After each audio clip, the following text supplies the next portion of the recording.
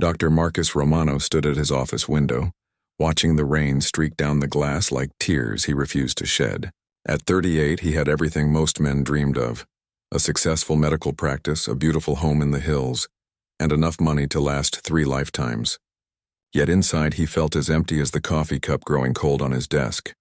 The photograph on his desk showed a different man. In it, Marcus smiled genuinely, his arm wrapped around a woman with golden hair and bright blue eyes. Sarah had been his everything, his wife, his best friend, the mother of his child. But that was before the accident, before the drunk driver, before his world shattered into a million pieces. "Daddy, are you ready?" 7-year-old Emma's voice broke through his dark thoughts. She stood in the doorway of his office, her dark hair in pigtails, wearing her school uniform. She looked so much like Sarah that sometimes it took his breath away. Emma was the only reason he got up each morning, the only light left in his shadowy world. "Of course, sweetheart," Marcus said, forcing a smile. He grabbed his keys and medical bag. Another day, another routine. Drop Emma at school, see patients, pick up Emma, dinner, homework, bedtime. The same pattern every day for the past 3 years since Sarah died. In the car, Emma chattered about her upcoming school play. "Sister Catherine says I have a really good voice for singing," she said excitedly. "She thinks I could get the lead role as the angel." Marcus nodded, only half listening. He had heard about Sister Catherine before. Emma talked about the young nun constantly. Apparently, she was new to St. Mary's Elementary and taught music and art. Emma seemed to adore her, which made Marcus slightly uncomfortable.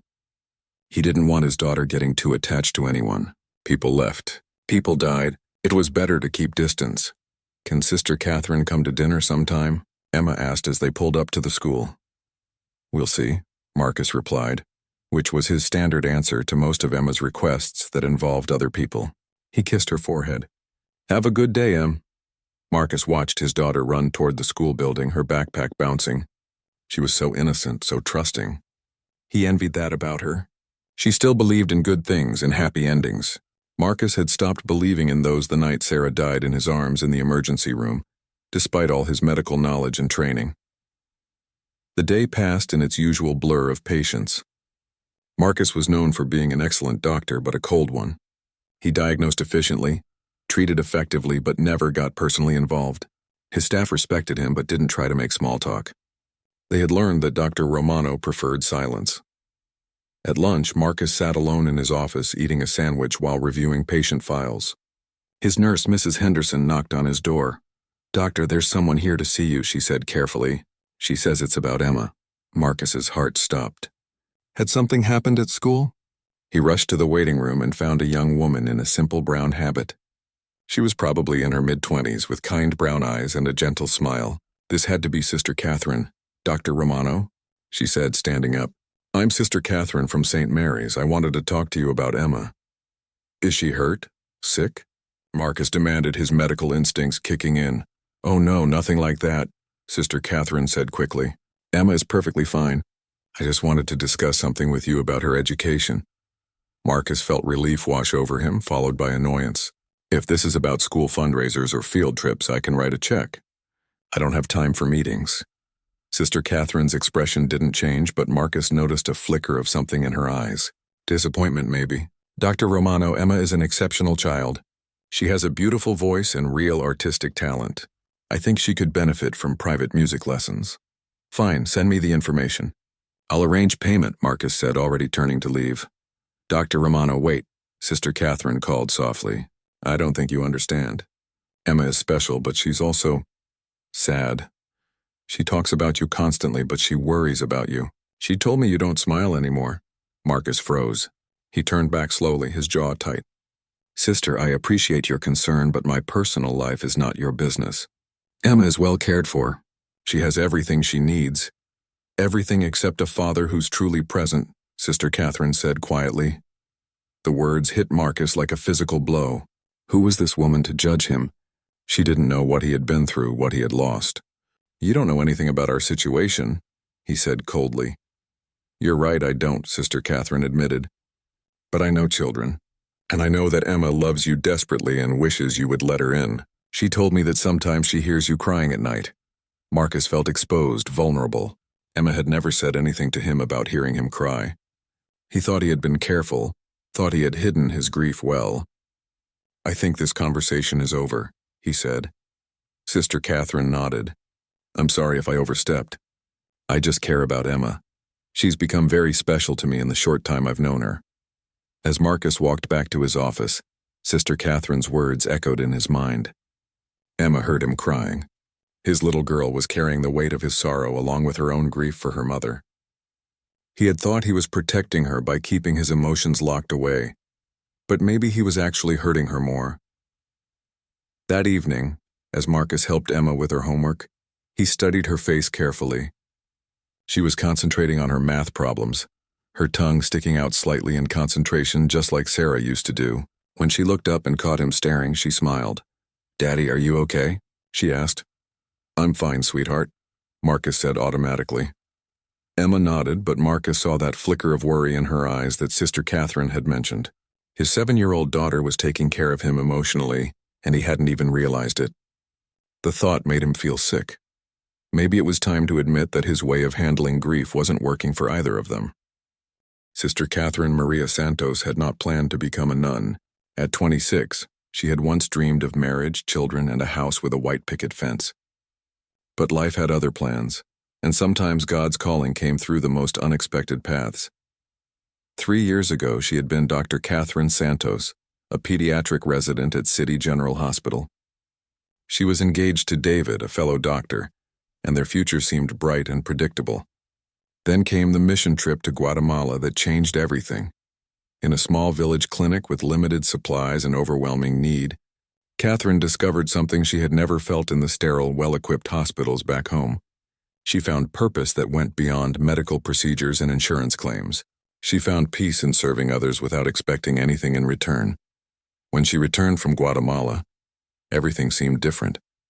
The expensive restaurants David loved felt wasteful. The big wedding they were planning felt empty. She tried to explain her feelings to David, but he thought it was just a phase, something that would pass. It didn't pass. Instead, the calling grew stronger. Catherine began volunteering at free clinics, spending her days off working with homeless children. She started attending daily mass, finding comfort in prayer that she had never experienced before. The breakup with David was painful but inevitable. He accused her of throwing away their future, and maybe he was right. But Catherine knew she couldn't marry him while her heart was being pulled in a completely different direction. Joining the convent wasn't easy. Her parents, both successful lawyers, were devastated. They had sacrificed so much for her medical education, and now she was throwing it away to become a nun. But Mother Superior at the Sisters of Mercy saw something in Catherine that even she didn't fully understand yet. God doesn't call us to easy lives, Mother Superior had told her during her first week. He calls us to meaningful ones. Now teaching at St. Mary's Elementary, Catherine finally understood what Mother Superior meant. Working with children brought her more joy than any surgery ever had. These little ones were pure souls, full of hope and wonder, and being part of their growth felt like the most important work in the world. Emma Romano had caught Catherine's attention from the first day.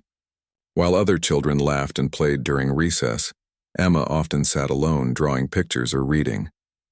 When Catherine asked her about her drawings, Emma showed her beautiful sketches of angels and flowers. "My mommy loved flowers," Emma had said quietly.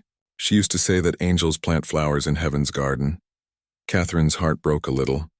She had heard about Mrs. Romano's death from other teachers, a tragic accident that left Dr. Romano to raise Emma alone. The other nuns spoke of Dr. Romano with a mixture of respect and pity. He was known for his generous donations to the school, but never attended parent events or school programs. As weeks passed, Catherine noticed more about Emma. The little girl was bright and talented, but carried a sadness that no 7-year-old should bear.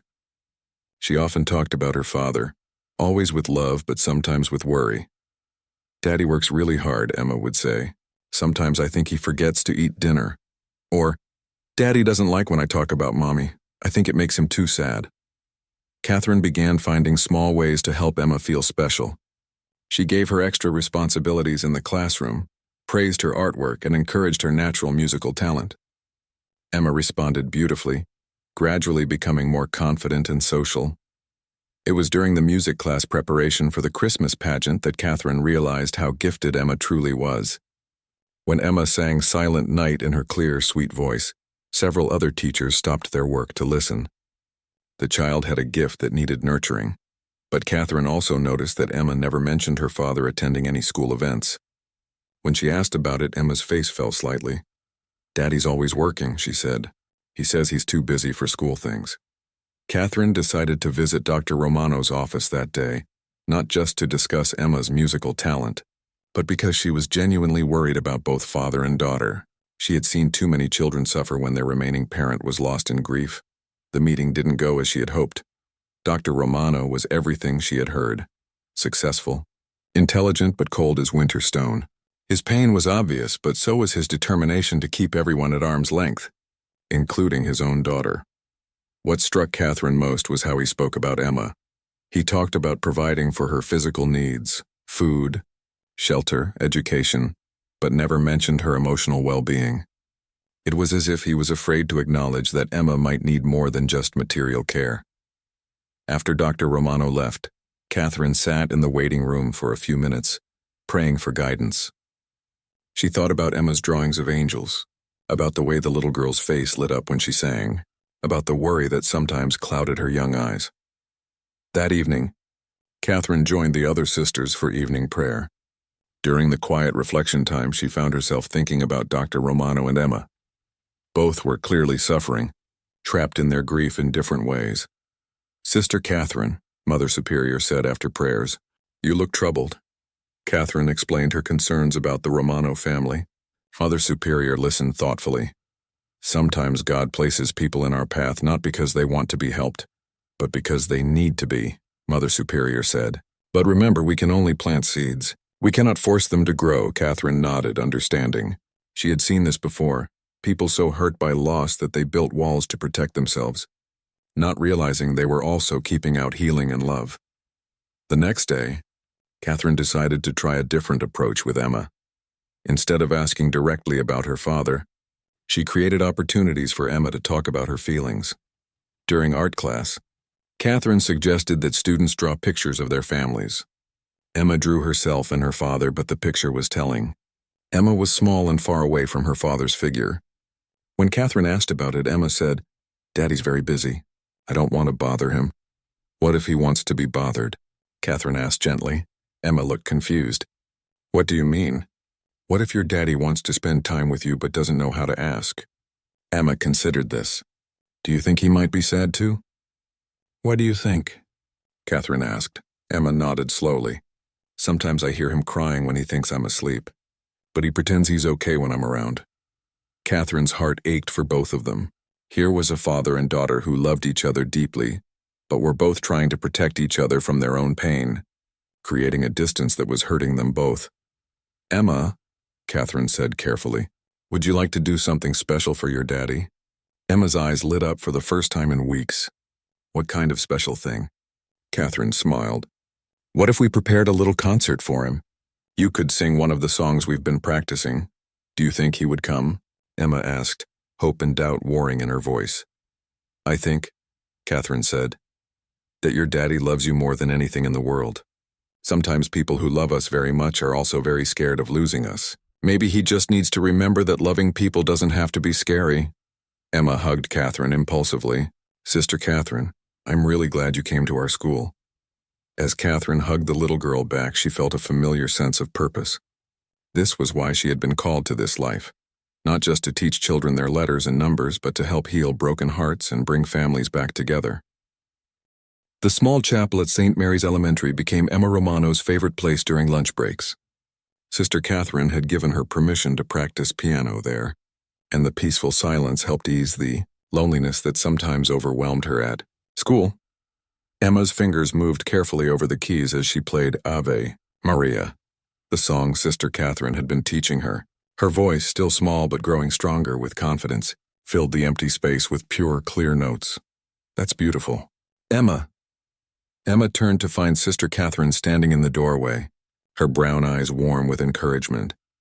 "I've been practicing every day," Emma said proudly. "Just like you taught me."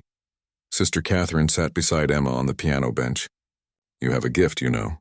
Music has a way of touching people's hearts even when words can't." Emma looked down at her hands on the keys. Do you think my daddy would like to hear me sing? I think your daddy would love to hear you sing, Sister Catherine said gently.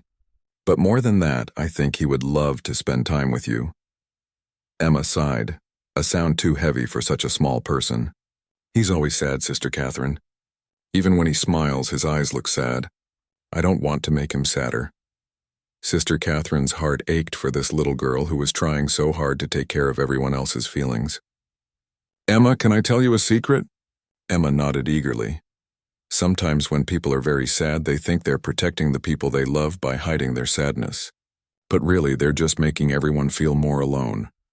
Emma thought about this carefully. You mean Daddy thinks he's helping me by pretending he's not sad? What do you think?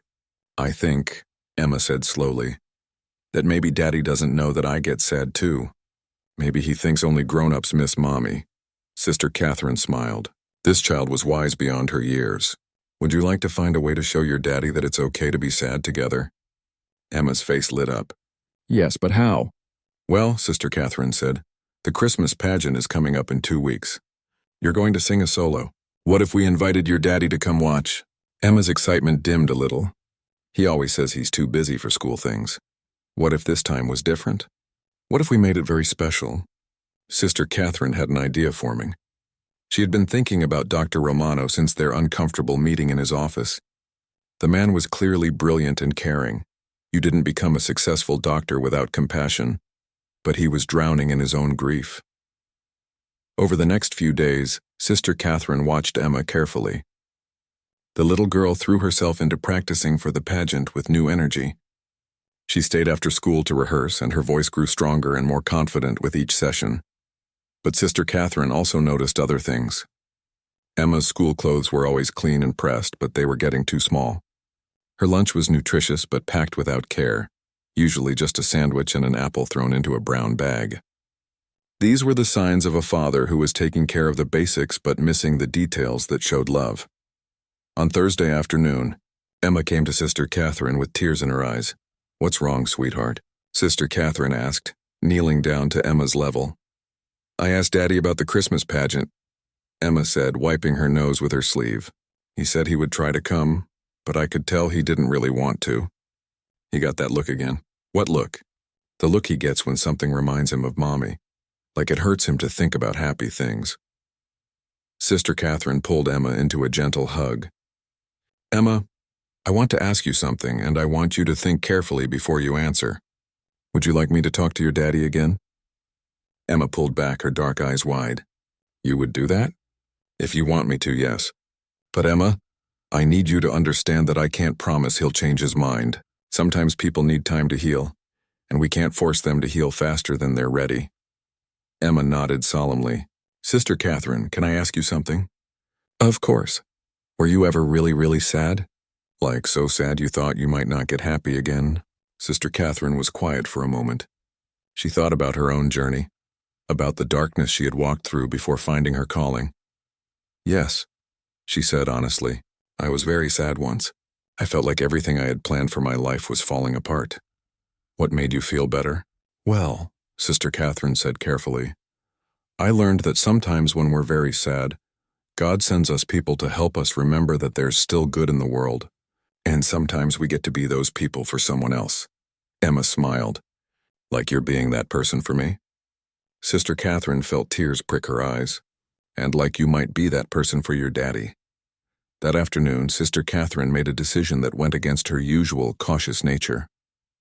Instead of calling Dr. Romano's office to request another meeting, she decided to visit his home. Emma had mentioned that her daddy usually got home around 6 o'clock, and Sister Catherine wanted to catch him in his own environment, away from the professional walls he hid behind. The Romano house was beautiful but felt empty somehow. Sister Catherine could see through the windows that the rooms were neat and expensive but lacking warmth. There were no family photos visible, no signs of the laughter and chaos that usually filled homes with children. Dr. Romano answered the door looking tired and annoyed. He was still wearing his work clothes but had loosened his tie. Behind him, Sister Catherine could see Emma at the kitchen table, apparently doing homework. Sister Catherine, he said, clearly surprised. Is everything all right? Is Emma in trouble? No, Dr. Romano, Emma is wonderful. I was hoping we could talk. Dr. Romano glanced back at Emma, who had looked up from her homework with interest. Emma, why don't you go play in your room for a few minutes? But Daddy, I haven't finished my math yet, Emma protested. You can finish it later, Dr. Romano said firmly. Sister Catherine watched Emma gather her books reluctantly and head upstairs. Even in this simple interaction, she could see the distance between father and daughter, polite, careful, loving but guarded. Dr. Romano, Sister Catherine began once Emma was out of earshot. I know you don't want to hear this, but I'm worried about Emma. Dr. Romano's jaw tightened. I told you before, Emma is well cared for.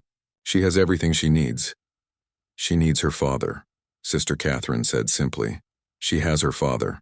I work to provide for her. I make sure she's safe. You're surviving, Sister Catherine interrupted gently. Both of you are just surviving. But Emma needs more than survival. She needs to see that life can still have joy in it even after loss.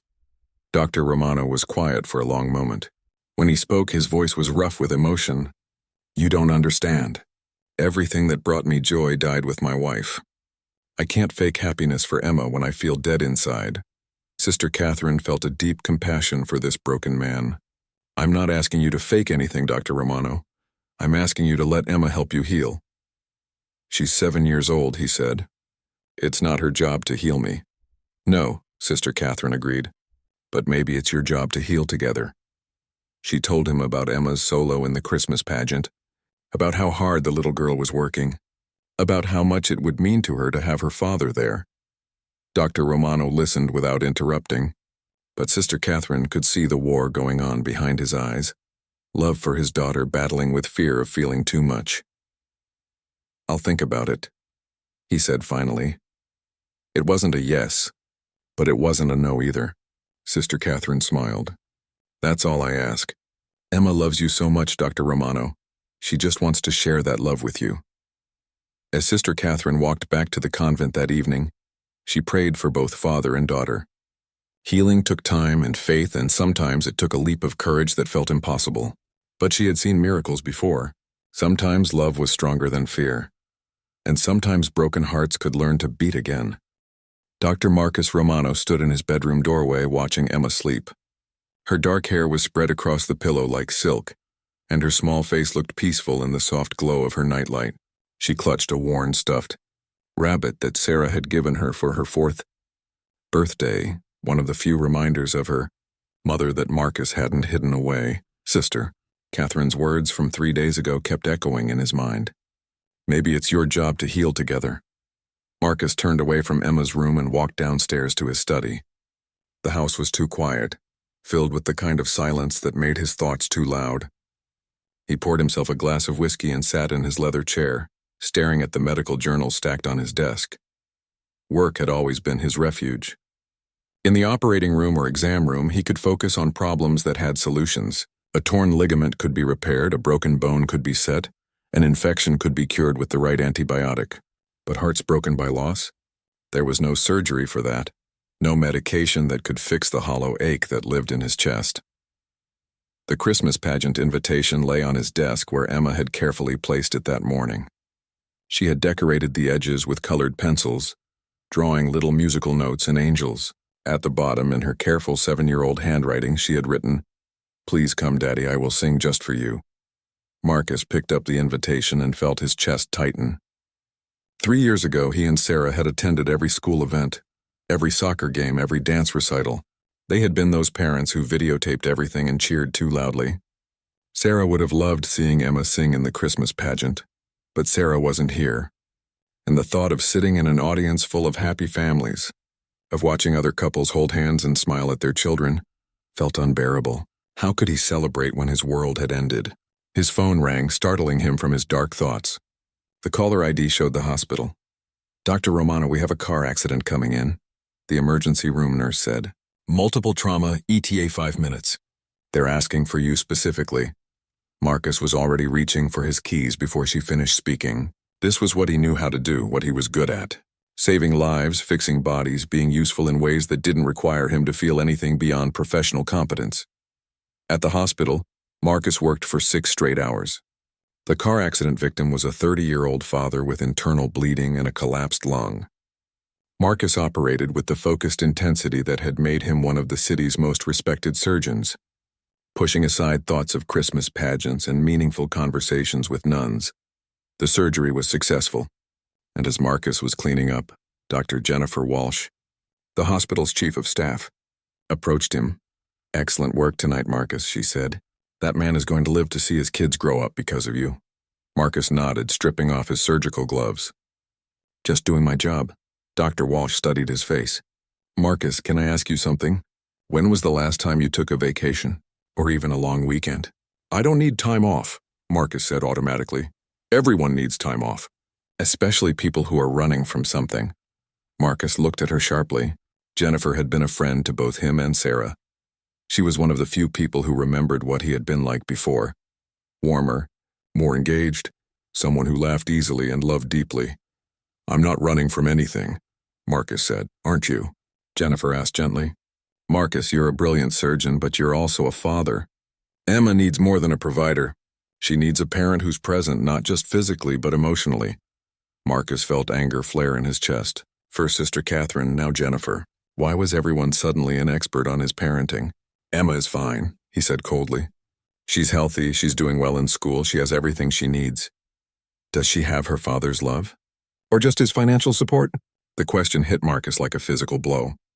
"Of course she has my love. Everything I do is for her." "I know you love her," Jennifer said softly. "But Marcus, love isn't just about working yourself to death to provide for someone. Sometimes love means showing up. Sometimes it means letting people see that you're human, that you hurt, that you need them too." Marcus stared at her, feeling exposed and angry. "You don't understand. I can't just pretend everything is fine. I can't fake being happy when I feel like I'm dying inside." "Nobody's asking you to fake anything," Jennifer said. "But maybe you could try living again. For Emma's sake, if not your own." Marcus left the hospital feeling more conflicted than ever. The drive home took him past St. Mary's Elementary, and he found himself slowing down as he passed the building. Through the lighted windows of the chapel, he could see a small figure at the piano. He parked and walked closer, staying in the shadows. Through the window, he could see Emma at the piano bench with Sister Catherine beside her. Emma was singing, her clear voice carrying through the glass. And even from outside, Marcus could hear the beauty in her voice. Sister Catherine was listening with complete attention, occasionally offering gentle guidance or encouragement. She looked at Emma the way Sarah used to look at her, with total love and pride. The sight made Marcus's chest ache with something that felt like both longing and resentment. Who was this woman to comfort his daughter? Who was she to take the place that should have been Sarah's? And why did Emma look so happy, so confident, so alive when she was with Sister Catherine? As if sensing his presence, Sister Catherine looked toward the window. Their eyes met across the glass, and Marcus saw something in her expression that he hadn't expected. Not judgment or pity, but understanding.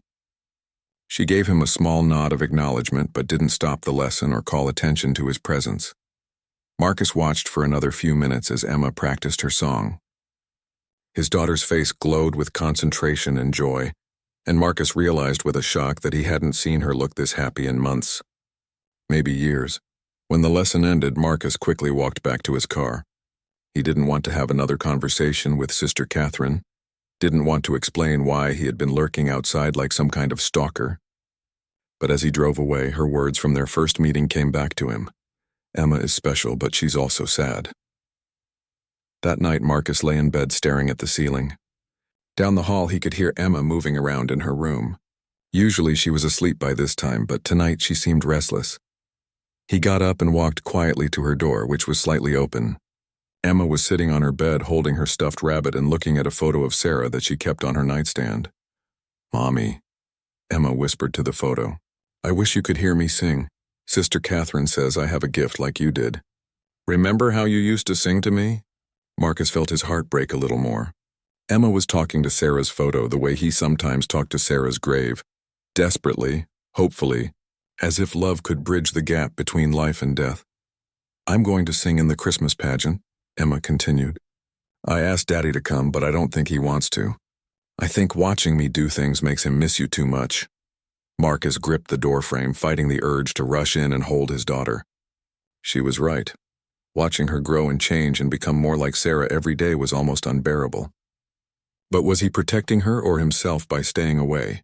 "I love Daddy so much, Mommy," Emma whispered, "but I don't know how to make him happy again.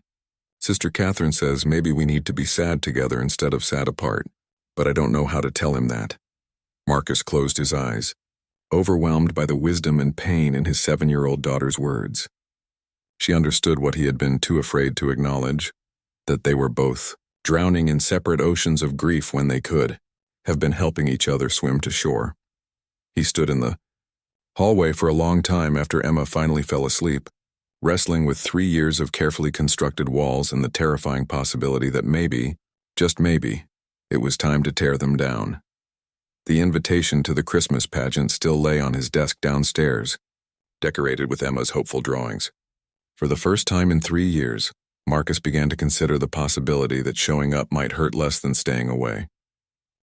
The call came at 2:47 in the morning on December 15th, 5 days before the Christmas pageant. Marcus jolted awake, his doctor's instincts immediately alert as he reached for his phone. "Dr. Romano, this is Sister Margaret from St. Mary's Convent. I'm calling about Sister Catherine." Marcus sat up, suddenly wide awake. "What's wrong?" "She's been in an accident. A drunk driver hit her car when she was driving back from visiting her parents. She's at City General Hospital. They're asking for you specifically." Marcus was already getting dressed before Sister Margaret finished speaking. "How bad is it?" "We don't know yet. She's in surgery." Marcus's hands shook slightly as he called his neighbor, Mrs. Patterson, to come stay with Emma. Within 20 minutes, he was rushing through the emergency room doors at City General, his mind racing with medical possibilities and a fear that surprised him with its intensity. Dr. Walsh met him at the surgical floor. "Marcus, I'm glad you're here. Sister Catherine has internal bleeding, a punctured lung, and possible spinal injuries. Dr. Chen is operating now." "I want to assist," Marcus said immediately. "Marcus, you can't. You're too close to this case." "I'm the best surgeon in this hospital," Marcus said, his voice tight with controlled panic. "If she needs surgery, I should be in there." Jennifer studied his face carefully. "Marcus, when was the last time you were this emotional about a patient?" Marcus opened his mouth to deny being emotional, then closed it. He was emotional. Somewhere in the past few weeks, without realizing it, he had started to care about Sister Catherine. Not romantically, she was a nun, and his heart still belonged to Sarah, but as someone who had become important to his daughter's happiness. "She matters to Emma," he said quietly. "And to you," Jennifer observed. "Sit down, Marcus. Let Dr. Chen do his job. You can help her best by being here when she wakes up." The surgery lasted 4 hours. Marcus paced the waiting room, called the school to arrange for Emma's substitute teacher, and tried not to think about how devastated Emma would be if something happened to Sister Catherine. At 6 a.m., Dr. Chen emerged from surgery looking tired but relieved. "She's stable," he announced. "The internal bleeding is controlled, we've repaired the lung, and there's no spinal damage." "She's very lucky." Marcus felt his legs go weak with relief. "When can I see her?" "She's in recovery now. Give us an hour." Marcus used that hour to call the convent and update Sister Margaret, then drove home to wake Emma for school. He found his daughter already awake, sitting at the kitchen table in her pajamas looking worried. "Daddy, Mrs. Patterson said you had to go to the hospital. Is someone sick?" Marcus sat down beside Emma, suddenly realizing he was about to give his daughter news that might break her heart. Sweetheart, Sister Catherine was in a car accident last night." Emma's face went white. "Is she going to die?" "No," Marcus said quickly, pulling Emma into his arms. "No, sweetheart. She's hurt, but she's going to be okay. The doctors fixed her up and she's resting now." Emma burst into tears and Marcus held her while she sobbed against his chest. He realized this was the first time he had comforted her in months, the first time he had let himself feel her pain alongside his own. "I want to see her," Emma said through her tears. "I know you do, but she needs to rest today. Maybe tomorrow we can visit her." "Daddy," Emma said, looking up at him with red, swollen eyes. "I was so scared. When Mrs. Patterson said you went to the hospital, I thought maybe you were hurt too. I don't want to lose anyone else." Marcus felt his carefully constructed walls crumbling. His little girl was terrified of losing the people she loved, just like he was. But while he had responded by pulling away, she had responded by loving harder, caring more, opening her heart wider despite the risk. "Emma," he said softly, "I'm not going anywhere. I promise." "But Mommy promised that too," Emma whispered. Marcus closed his eyes, feeling the truth of those words pierce through his defenses. "You're right. Mommy promised, and sometimes promises get broken by things we can't control. But Em, I promise to do everything I can to stay safe and healthy so I can take care of you. And more than that, I promise to really be here with you. Not just in the same house, but really here." Emma looked at him carefully. "What does that mean?" Marcus thought about Sister Catherine lying in a hospital bed, about how she had pushed him to be present for his daughter, about how much joy she had brought into Emma's life simply by paying attention. "It means I'm going to come to your Christmas pageant," he said. "It means I want to hear you sing, and I want to be proud of you, and I want to stop being so scared of being happy." Emma's face lit up like Christmas morning. "Really? You'll really come? Really? And Em? I think we should visit Sister Catherine tomorrow and tell her she has to get better fast because she can't miss your solo." The next day, Marcus and Emma walked into Sister Catherine's hospital room, carrying flowers from Emma's garden at home. Sister Catherine was awake but pale, with various monitors beeping around her bed. "Emma," Sister Catherine said, her voice hoarse but warm. "Look at you bringing sunshine into this boring room." Emma carefully hugged Sister Catherine, mindful of her injuries. "I was so scared," Emma said. "Daddy says you're going to be okay, but I needed to see for myself." "I'm going to be fine," Sister Catherine assured her. "A little banged up, but nothing that won't heal." Marcus stood awkwardly at the foot of the bed, unsure what to say. Sister Catherine looked at him with those understanding brown eyes. "Dr. Romano, thank you for coming. And thank you for taking care of things at the school. I heard you arranged for my substitute." Marcus nodded. "It was the least I could do." "Sister Catherine," Emma said excitedly, "Daddy said he's coming to the Christmas pageant. He's going to hear me sing." Sister Catherine's face broke into a genuine smile. "That's wonderful news, Emma. I'm so happy to hear that. Will you be able to come too?" Emma asked worriedly. Sister Catherine looked uncertain. "I don't know, sweetheart. I might still be in the hospital. But you have to come," Emma protested. "You taught me everything." "It won't be the same without you there." Marcus found himself speaking before he had fully thought through his words. "What if we brought the pageant to you?" Both Emma and Sister Catherine looked at him in surprise. "I mean," Marcus continued, feeling heat rise in his cheeks, "what if Emma performed her solo here in your room? It wouldn't be the same as the big pageant, but at least you could hear her sing." Emma clapped her hands together. "Yes, could we do that, Sister Catherine? Could I sing for you here?" Sister Catherine's eyes filled with tears. "That would be the most beautiful gift anyone could give me." As they prepared to leave, Sister Catherine called Marcus back while Emma was admiring the flowers they'd brought. "Dr. Romano," she said quietly, "thank you, not just for the pageant idea, but for coming to the hospital, for being here for Emma when she was scared. You're a good father." Marcus felt something loosen in his chest. "I'm trying to learn how to be," he said honestly. "We all are," Sister Catherine replied. "That's what makes us human." Walking out of the hospital with Emma's hand in his, Marcus realized something had fundamentally shifted. For the first time in 3 years, he was looking forward to something instead of just dreading it. He was going to hear his daughter sing, and it was going to break his heart in the best possible way. That evening, as Emma practiced her song in the living room, Marcus sat and really listened. Her voice was beautiful, but more than that, it was full of hope and love and all the things he had thought were lost forever when Sarah died. Maybe Sister Catherine was right. Maybe healing didn't mean forgetting or moving on. Maybe it meant learning to carry love and loss together, to let joy exist alongside sadness, to let his heart break open instead of just breaking apart. The Christmas pageant was 3 days away, and for the first time in years, Marcus Romano was counting down to something with anticipation instead of dread. December 20th dawned clear and cold, with the kind of winter sunlight that made everything look crisp and new. Marcus woke up early, not from anxiety for the first time in years, but from anticipation. Today was the Christmas pageant, and tonight would be Emma's private performance for Sister Catherine. Emma bounced around the house all morning, too excited to eat much breakfast. She had practiced her song dozens of times, But she kept asking Marcus if he thought Sister Catherine would like it. "She's going to love it," Marcus assured her, helping her with the zipper on her white angel dress. "You sound just like—" He paused, the words catching in his throat. "Like Mommy?" Emma asked softly. Marcus nodded, surprised that saying it didn't hurt as much as he expected. "Yes, like Mommy." Emma hugged him tight. "I think Mommy would want us to sing together sometimes, don't you?" "I think," Marcus said, hugging her back, "that Mommy would want us to be happy together." The Christmas pageant at St. Mary's was everything Marcus had avoided for the past 3 years.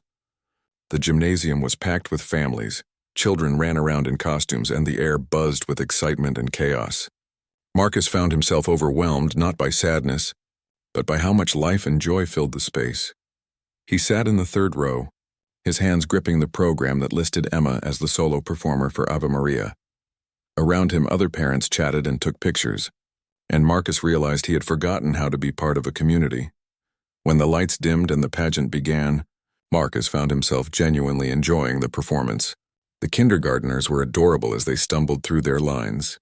The older children sang with enthusiasm, if not always accuracy, and the whole production had a charming, imperfect warmth that reminded him why people had children in the first place. Then Emma stepped forward for her solo.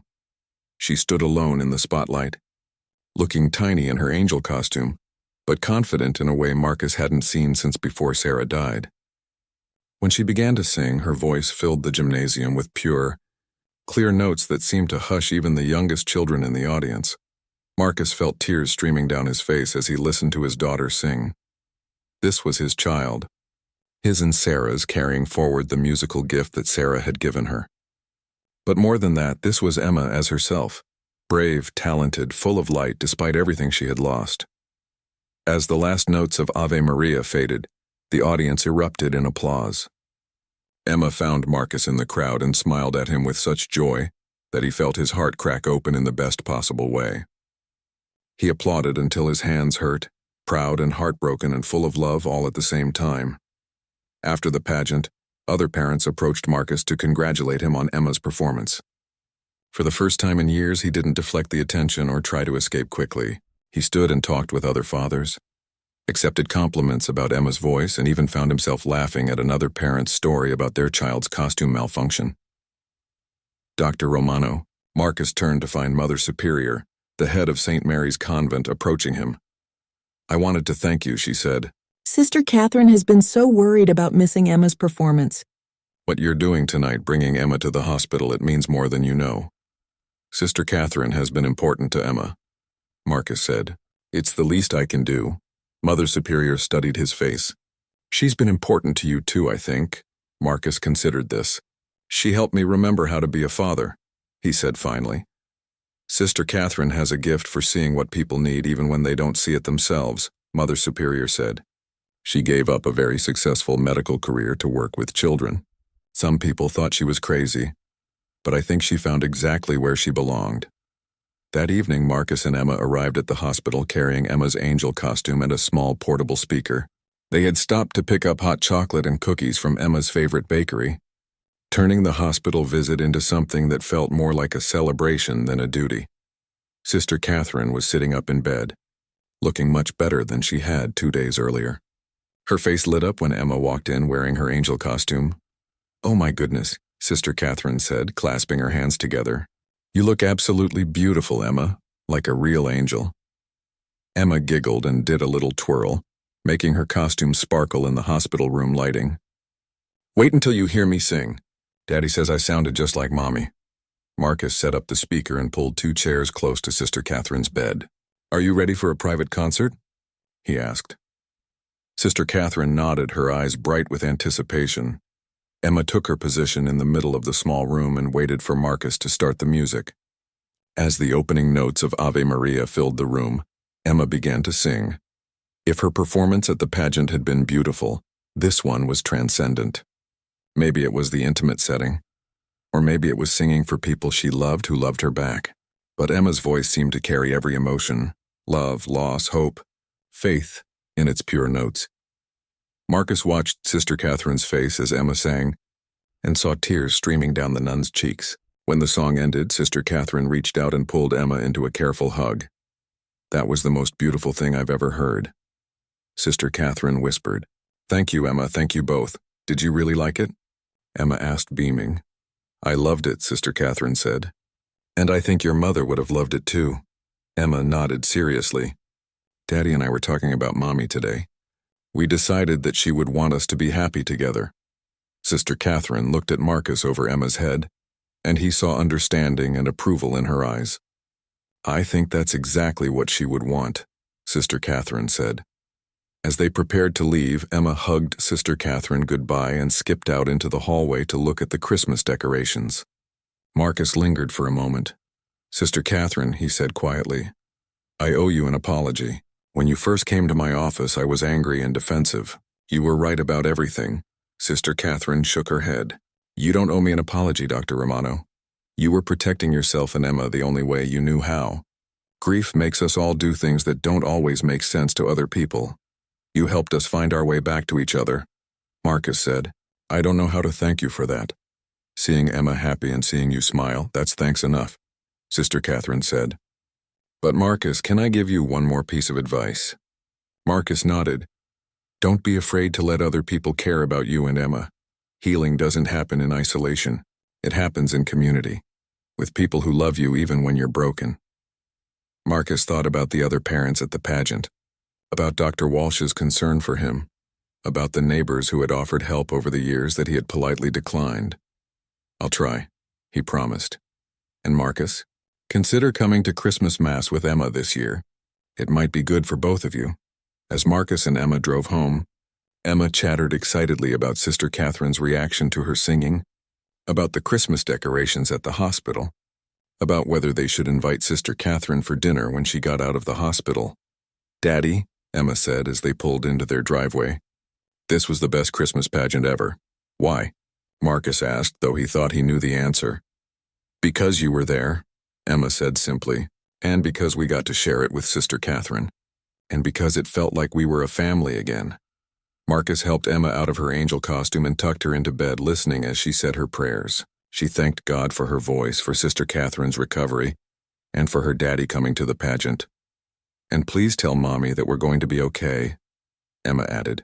"Tell her that Daddy remembers how to smile now." After Emma fell asleep, Marcus stood in his bedroom looking at the photo of Sarah on his nightstand, the first time he had looked at it without pain in 3 years. He picked it up and studied her face, remembering not just her death but her life, not just his loss but their love. "She's growing up to be just like you," he said to the photo, "strong and kind and full of music. I think you would be proud of both of us." For the first time since Sarah's funeral, Marcus felt peace instead of pain when he thought about his wife. The love was still there, would always be there, but it no longer felt like a weight he had to carry alone. 3 weeks later, Sister Catherine returned to teaching, and Marcus surprised himself by accepting her invitation to join the parish council. Emma continued to sing, and Marcus continued to show up, for concerts, for school events, for the small moments that make up a life. He never forgot Sarah, never stopped loving her, but he learned what Sister Catherine had tried to teach him, that love doesn't end with death, and that healing doesn't mean forgetting. Sometimes it means learning to carry love forward, to let it grow and change and include new people without diminishing what came before. Marcus Romano had vowed never to love again, but a young nun and his own daughter had shown him that love wasn't something to be rationed or protected. It was something to be shared, multiplied, given freely even when it hurt.